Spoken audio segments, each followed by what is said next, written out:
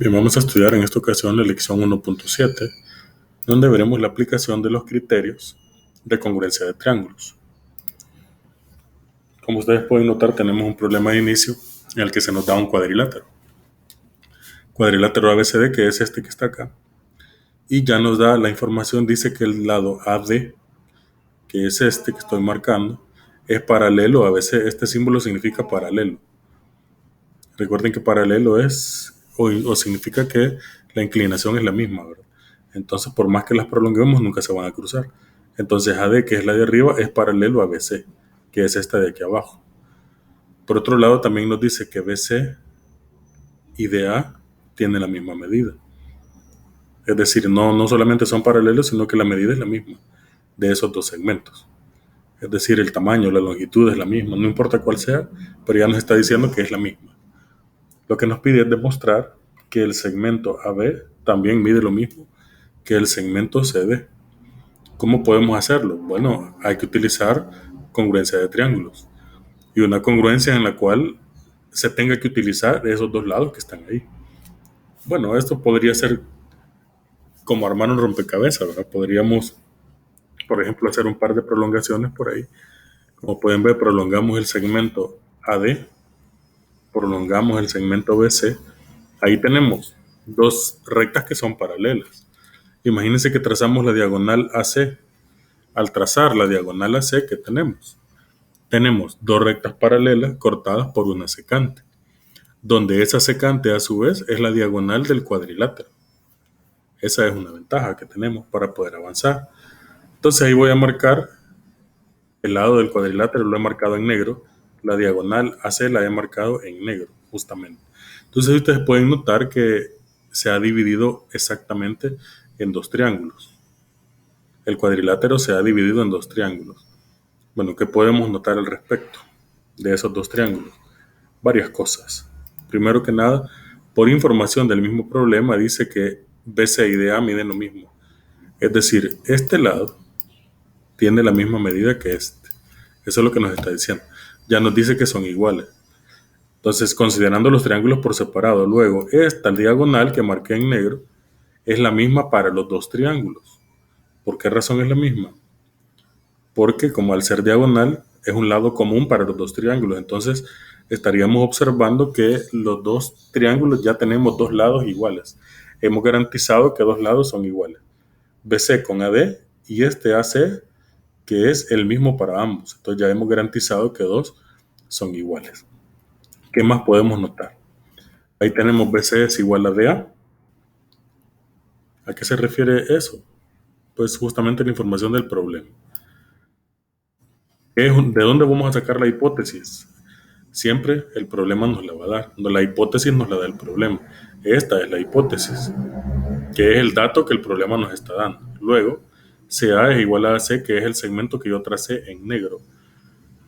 Significa que es el lado común para ambos, ¿verdad? Es el lado común para ambos triángulos. Y aquí está la figura que se ha formado, que es la misma que tienen ahí arriba, solo que aquí está ya un poco más limpio para que podamos entender.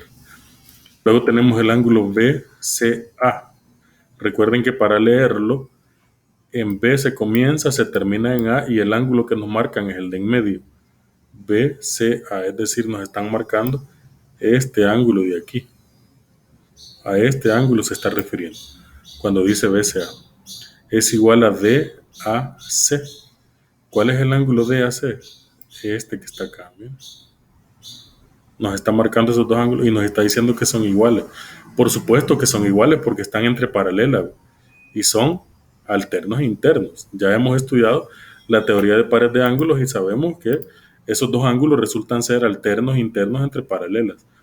¿Por qué se llaman internos? Porque están dentro de las paralelas. ¿Y por qué alternos? Porque están en lados contrarios de la recta secante, que es la que está en negro. Entonces, al ser alternos internos, tienen que ser iguales según la teoría de pares de ángulos. Con eso ya podemos garantizar el triángulo ABC, que es este de abajo, es congruente con el CDA, que es el de aquí arriba. Cuando hablamos de congruencia, recuerden que nos referimos a que las medidas son las mismas. ¿Qué criterio utilizamos? Lado, ángulo, lado. donde el ángulo que se conoce es el comprendido por los dos lados conocidos. De hecho, es así. Por ejemplo, en el triángulo de abajo, conocemos el valor de este lado y el de este. Y el ángulo que forman esos dos lados que conozco es el que estoy marcando acá. Por eso se llama ángulo comprendido.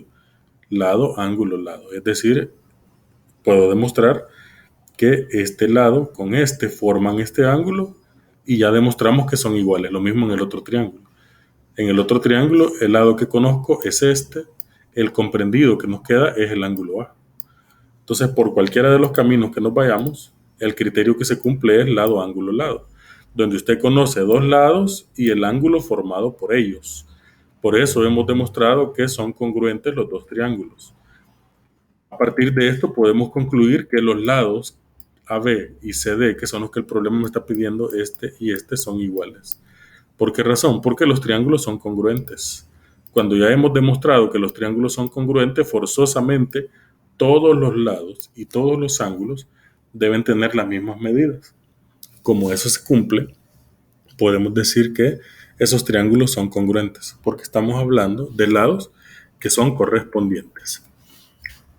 En resumen, la demostración está estructurada de la manera que ustedes pueden ver ahí. BC es igual a DA, es el argumento dado por el enunciado. Siempre el argumento que nos da el enunciado del problema es el que se conoce como hipótesis. Luego, concluimos que estos dos lados, AC y CA, eran los mismos, que es la diagonal que trazamos, que marqué en negro en el dibujo. Luego, tenemos estos dos ángulos que son iguales, que son resultados que comprobamos porque eran alternos internos. Por último, concluimos que los triángulos eran congruentes y por lo tanto, al ser congruentes los dos triángulos, obligatoriamente estos dos lados tenían que ser iguales. Esa es la conclusión, que es lo que queríamos demostrar al final de cuentas. Ahora ustedes van a hacer lo mismo con estos ejercicios que están en la página 112. Aplicar los criterios de semejanza de triángulos.